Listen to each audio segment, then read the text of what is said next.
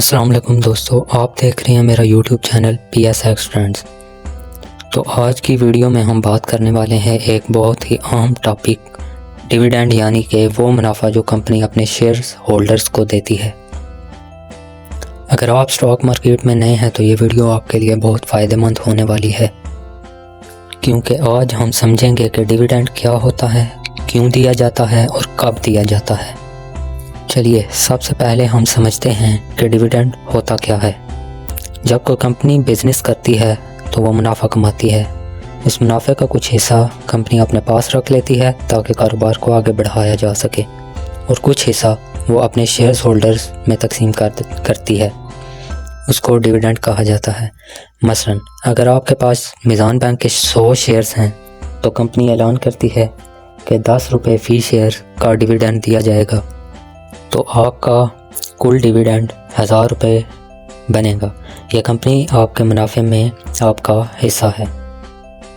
Dividend کی مختلف اقسام ہوتی ہیں، لیکن عام طور پر 2 سب سے مشہور ہیں۔ انٹرم ڈیویڈینڈ جو کمپنی سال کے دوران دیتی ہے، عام طور پر 3 یا 6 مہینے کے بعد۔ نمبر 2 فائنل ڈیویڈینڈ جو کمپنی سال کے آخر میں اپنے مکمل نتائج کے بعد دیتی ہے۔ کچھ کمپنیاں صرف فائنل ڈیویڈینڈ دیتی ہیں، جبکہ بڑی کمپنیاں جیسے PSO، UBL، MCB، میزان بینک وغیرہ اکثر سال میں 2 یا 3 دفعہ ڈیویڈینڈ اپنے شیئر ہولڈرز کو دیتی ہیں۔ پاکستان سٹاک مارکیٹ میں کمپنیاں اپنے کوارٹرلی یا اینول رزلٹ کے ساتھ ڈیویڈینڈ کا اعلان کرتی ہیں۔ یہ اعلان عام طور پر PSX یعنی کہ پاکستان سٹاک ایکسچینج کی ویب سائٹ پر، کمپنی کے آفس نوٹسز میں اور بعض اوقات نیوز چینلز پر بھی نظر آتا ہے۔ جو کمپنی اپنا منافع گنتی ہے تو وہ بورڈ آف ڈائریکٹر میٹنگ میں فیصلہ ہوتا ہے کہ منافع کا کتنا حصہ شیئر ہولڈرز میں تقسیم کیا جائے گا۔ اسی فیصلے کے بعد ڈیویڈینڈ اناؤنسمنٹ جاری کی جاتی ہے۔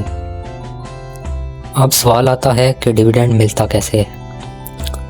یقیناً آپ کے ذہن میں بھی یہ سوال آیا ہوگا کہ ڈیویڈینڈ کیسے ملتا ہے۔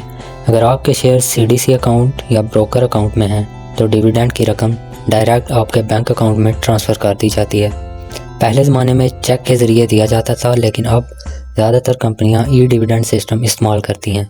یاد رہے، ڈیویڈینڈ حاصل کرنے کے لیے آپ کے پاس ریکارڈ ڈیٹ سے پہلے شیئرز ہونا ضروری ہیں۔ اگر آپ نے ریکارڈ ڈیٹ کے بعد شیئرز خریدے تو اس ڈیویڈینڈ کا حق آپ کو نہیں ملے گا۔ ریکارڈ ڈیٹ کو دوسرا نام ہمارے جو استعمال کیا جاتا ہے وہ ایکس ڈیویڈینڈ ڈیٹ کہا جاتا ہے۔ اس کے بارے میں ہم آگے مزید اگلی ویڈیوز میں اس کو ڈسکس کریں گے کہ ایکس ڈیویڈینڈ ڈیٹ وغیرہ کیا ہوتا ہے۔ ڈیویڈینڈ بزنس مین لوگوں کے لیے بہت عام ہوتا ہے، کیونکہ یہ اس بات کا ثبوت ہے کہ کمپنی منافع کما رہی ہے اور اپنے شیئر ہولڈرز کو انعام دے رہی ہے۔ ایسی کمپنیاں زیادہ قابل اعتماد سمجھی جاتی ہیں اور ان کے شیئرز میں قیمت بڑھنے کے زیادہ امکانات ہوتے ہیں۔ کبھی کمپنیاں منافع ہونے کے باوجود ڈیویڈینڈ نہیں دیتی۔ کیوں؟